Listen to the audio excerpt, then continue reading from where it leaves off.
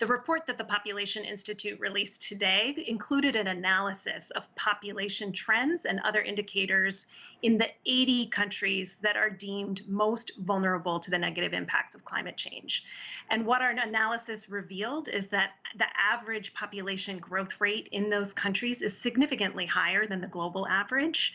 And as you mentioned, gender inequity, including access to reproductive health care and family planning services, those indicators tend to be lower in those countries that are most vulnerable to the negative impacts of climate change as well.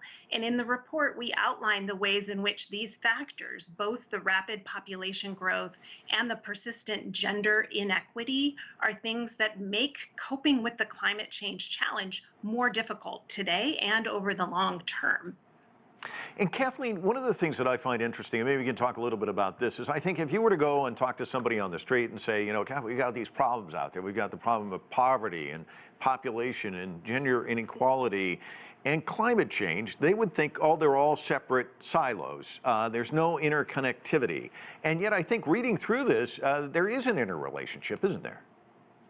Absolutely. And I think this is a really important moment on World Population Day to think about the way these trends interact with one another, and in particular, the way that we can devise responses that are holistic and integrated and think about these things in a connected way.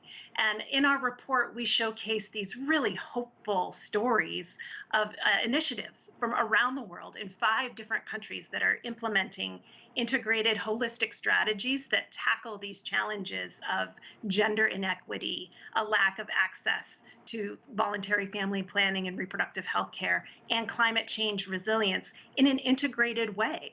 And we really do believe that this is a terrific opportunity to think about ways to more deeply invest in these holistic strategies, to put ourselves on a path toward a more just and sustainable future.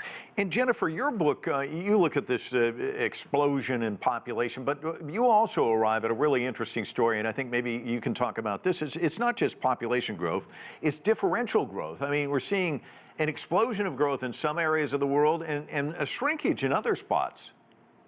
Absolutely. And I think it's important for us to focus actually on the fact that both exist at the same time in the world.